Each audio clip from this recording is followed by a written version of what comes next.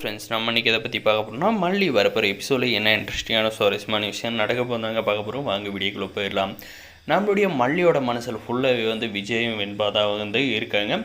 இருந்தாலுமே அண்ணனோட பேர் கெட்டக்கூடாது அப்படின்றதுக்காக பார்த்திங்கன்னா நம்முடைய பத்ரபாபு சரி எல்லா விஷயத்துக்குமே நம்முடைய மல்லி சரி அப்படின்னு சொல்லிட்டு தலையாட்டிட்டு போகிறாங்க. ஆனால் பார்த்திங்கன்னா இதில் கொஞ்சம் கூட நம்மளுடைய நாவுக்கு விருப்பமே இல்லை. ஏன்னா அவ்வளோ பெரிய வசதியான வாழ்க்கையை மல்லியை விட்டுட்டு இவனை போயிட்டு கல்யாணம் பண்ணிக்குவாளா? கண்டிப்பாக மல்லிக்கு நிறைய சான்ஸ் கிடைச்சி அதை வீணாக்கிட்டா இதை எப்படியாவது இந்த நிச்சயதார்த்தத்தை நிப்பாட்டி ஆகணும் அப்படின்ற மாதிரி நம்ம நாகு ரொம்பவுமே கஷ்டப்பட்டு இருக்காங்க. ஆனால் பார்த்திங்கன்னா நம்முடைய மல்லி ஒரு பக்கம் கஷ்டப்பட்டு இருக்கிற அதே நேரத்தில் வெண்பாவுக்கு மறுபடியும் மல்லி தான் அம்மாவாக இருக்கணும் அப்படின்ட்டு நம்மளுடைய விஜய் முடிவு எடுத்துக்கிட்டு வந்துக்கிட்டு இருக்காங்க. அந்த நிச்சயதார்த்தத்திலே பார்த்திங்கன்னா நம்முடைய நாகு நிறுத்துகிறாங்களோ இல்லையோ கண்டிப்பாக நம்மளுடைய விஜய் சார் போயிட்டு அந்த நிச்சயதார்த்தத்தை கண்டிப்பாக நிப்பாட்டிட்டு நம்மளுடைய பத்ரபாபு கையில் பேச போகிறாருங்க.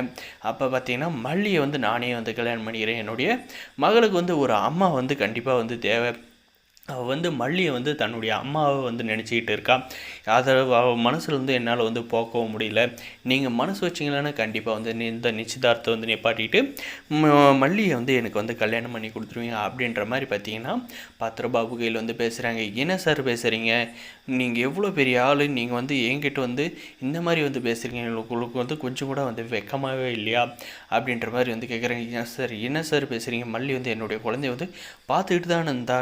முன்னாடி நான் கான்ட்ராக்ட் கல்யாணம் தான் பண்ணிவிட்டு அந்த குழந்தைய பார்த்துக்கிட்டு சொல்கிறதுக்காக கூப்பிட்டு போயிருந்தேன் அப்படின்றாங்க. ஆனால் பார்த்திங்கன்னா நம்முடைய மல்லிக்கும் நம்முடைய விஜய்க்கும் பார்த்திங்கன்னா அந்த கோயிலில் வச்சு போலி திருமணம் நடந்தது நம்முடைய பத்ரபாவுக்கு தெரியாதுங்க. நம்முடைய மல்லியும் பார்த்திங்கன்னா அந்த தாலியை இது வரைக்குமே நம்முடைய விஜய் சார் கைப்பட்டதனால் அதை அப்படியே தான் அங்கே கழுத்தில் போட்டு இருக்காங்க.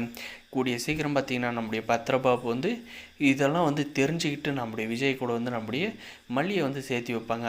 அப்படி இல்லையா நம்முடைய பத்ரபாபு கையில் ரொம்பவுமே கெஞ்சி கூத்தாடி பார்த்திங்கன்னா நானே மல்லியை கல்யாணம் பண்ணிக்கிறேன் அப்படின்ற மாதிரி ரொம்பவுமே ரிக்வெஸ்ட் பண்ணி இந்த ரஞ்சிதாவுக்கும் இந்த நிஷாவுக்கும் பார்த்திங்கன்னா சரியான பதிலடியை கொடுத்து நம்முடைய மல்லியிடமே பார்த்திங்கன்னா நம்முடைய வெண்பாவை சேர்த்தி நம்மளுடைய மல்லி, நம்முடைய விஜய், நம்முடைய வெண்பா 3 பேரும் சந்தோஷமாக இருக்க போகிறாங்க.